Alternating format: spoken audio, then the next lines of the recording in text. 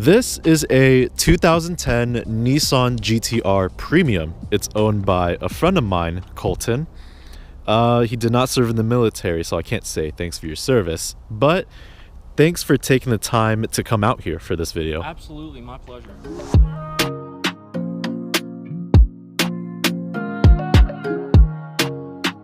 In 2009, when the R35 GTR was first released, it was running at 480 horsepower and the 0 to 60 was 3.2 seconds. At the time, that was considered fast. Over the years, Nissan had refined the engine to make it go faster, and they've done some aesthetic stuff too to make it look nicer. And this 2010 model is running at 485 horsepower from the factory. However, Colton is the second owner, and the previous owner added a tune to it, so it's pushing a little over 500 horsepower. Yeah, just about.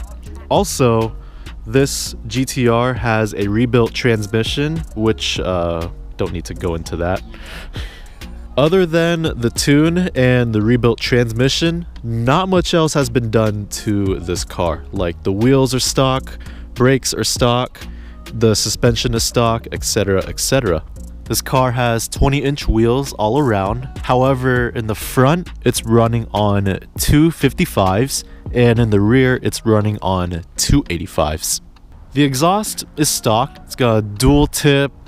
Can't really say dual exhaust because it starts off from the headers, then it routes into a wide pipe, but then after that, it separates through another wide pipe into two separate mufflers, then these dual tips on both sides. One thing I found interesting that Colton pointed out is that there is a carbon fiber plate under, and it's in the rear, but the problem is you can't see it. Taking a look under, you could see that plate is carbon fiber. But other than that, like I said, this car is stock for the most part.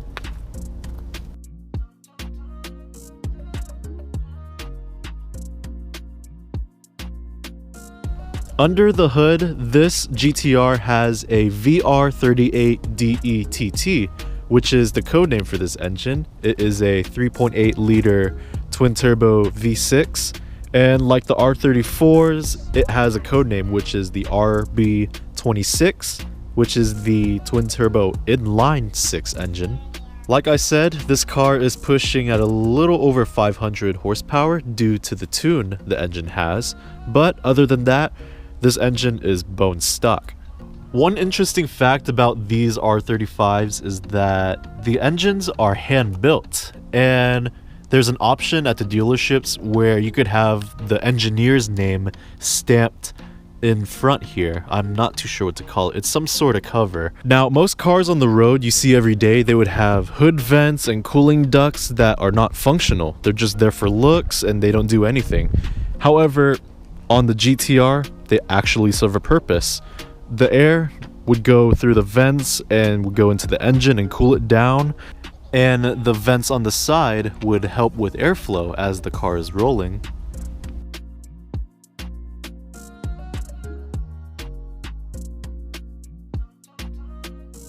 I'm sitting in the driver's seat, and the first thing I notice is that it's a little cramped. However, I'm kind of fit, kind of fat, so I'm taking that into consideration.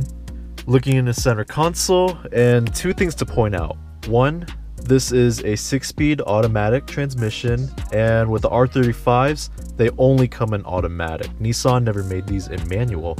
However, you could switch it to M, which is manual mode, and you could switch the gears with the paddle shifters.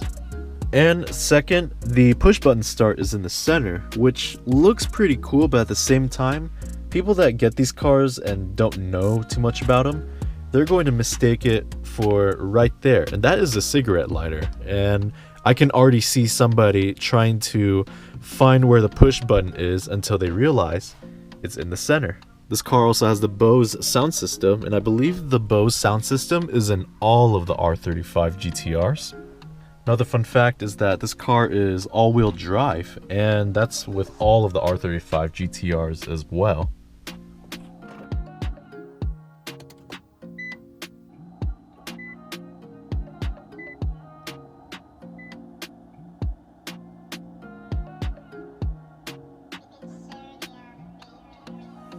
I didn't start the engine, but I figure I'd turn on the car to show the gauges on the screen. It has the engine oil temperature, transmission oil temperature, brake pedal percentage, acceleration pedal percentage, and the boost. One really cool thing is that if I were to step on the gas pedal, you'll notice that little bar pops up and it indicates that, well, in this case, I'm putting in about 25% of the pedal in.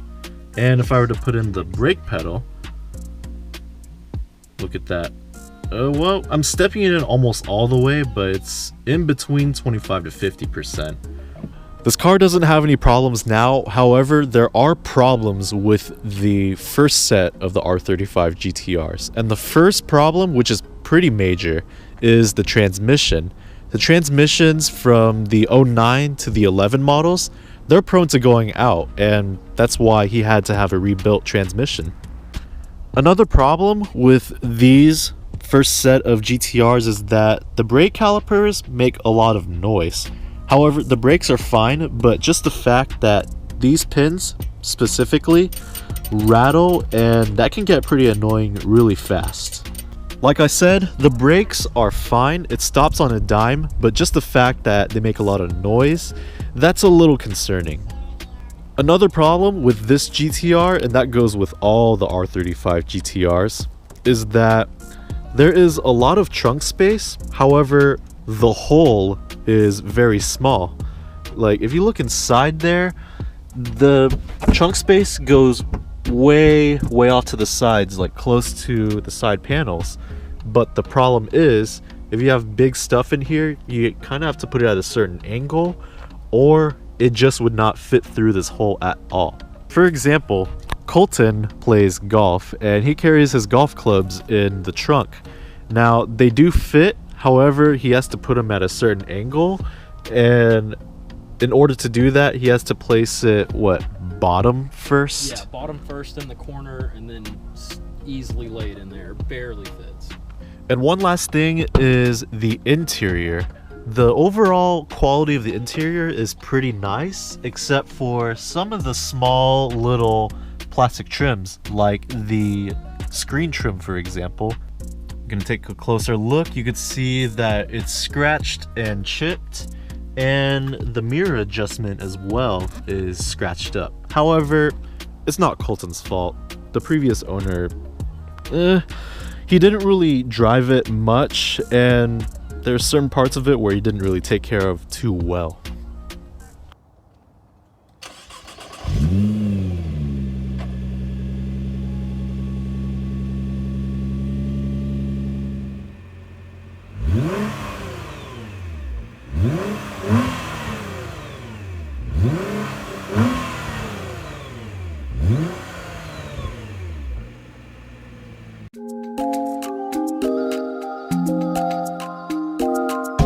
I'm sitting in the passenger seat of this GTR, and again, Colton, thank you for your time. Absolutely.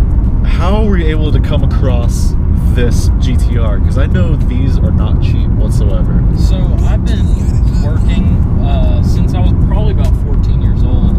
Okay. I worked for my parents, and I'd just been saving up. I really liked cars ever since I was little, and I gotta have my sports cars. Well, you know what they say, if you want it, you work for it. Absolutely. What made you decide to get an R35 GTR? So I wanted the R35 because honestly, at the price range they're at right now, it's going to be the best bang for your buck. And I was also looking at maintenance. So maintenance for a lot of the other cars I was looking at were, ridiculous. The amount you have to spend per year to keep the car running. Whereas this, it's pretty much just like a daily drivable car. Yeah, and you did say you daily drive this car a lot. Yes. You had plans for this car, and they, unfortunately for you, they fell through. Yes, unfortunately. I really wanted to do a slightly bigger turbo upgrade, an exhaust, blow-offs, and a tune for all that. Maybe put different wheels on it, and I would have called it quits at that. I would have loved to get about 600, 650 horsepower out of the car. I think that is plenty.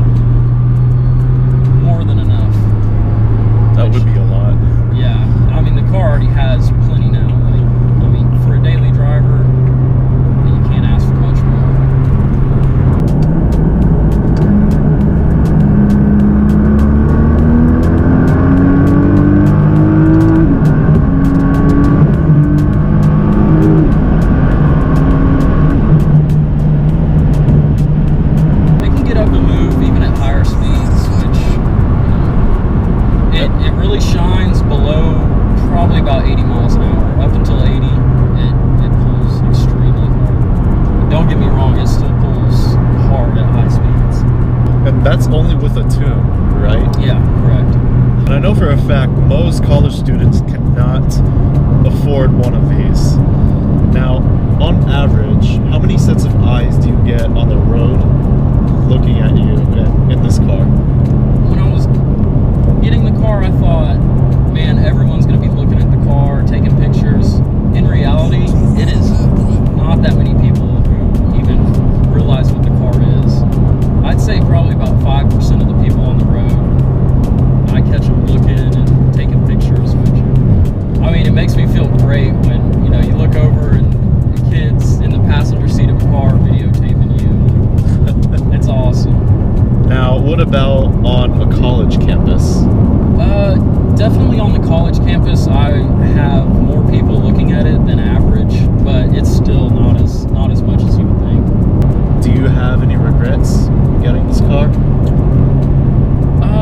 No, not at all, actually. Okay. I love it. I was curious about daily driving it, if it was going to be able to be a daily driven car, and it absolutely can be. Like, I've had no problems driving it every day. It drives like a normal car until you put your foot down, and it will get up and move.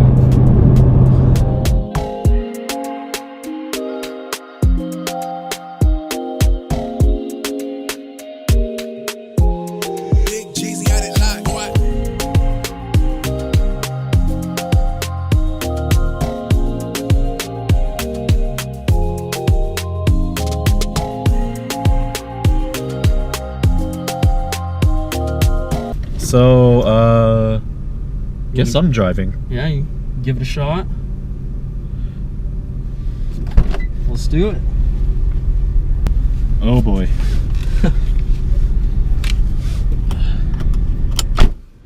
Not a lot of times I get to ride passenger seat. Not a lot of times I get to drive a GTR. There you go. You could really hear those turbos. Oh yeah. Those things are loud. I think it would be really awesome with blow-off valves. Yes. I love the sound of blow-off valves. You and me both.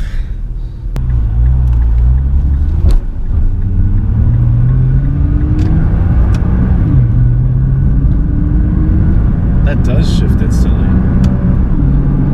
Yeah, it's pretty quick, and the more input you give it with the throttle, the faster it'll shift too. Every now and then when you drive in manual, you can get some jolts if you're just not easy on the throttle, but for the most part it's pretty smooth. It's very smooth and automatic. It's very smooth, even in manual. Okay, yeah, I did feel, I feel the jolts more now. Go for it. Do it? Yeah, absolutely.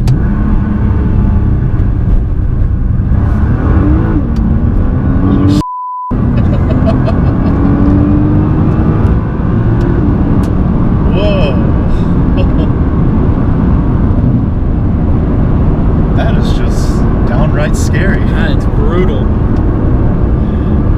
Wow. I thought it felt nice from the passenger seat, but the driver's seat is something else. Okay. Yeah, I never get tired of that feeling. My heart rate is kind of increasing. When I did that pull right there, I heard less engine noise, but more turbo whistles. And that's the loudest out of everything else. Absolutely. From the inside, you mostly hear just the turbo spools, but from the outside, from another car, or if you're on the side of the road and it passes you, you're going to hear a lot of exhaust noise and hardly any turbo noise. I enjoy the turbo noise from the inside of the car. I think it adds a lot of character. Oh, most definitely. It would be nice to hear more engine noise, but I will say the turbos kind of make up for it. Oh yeah.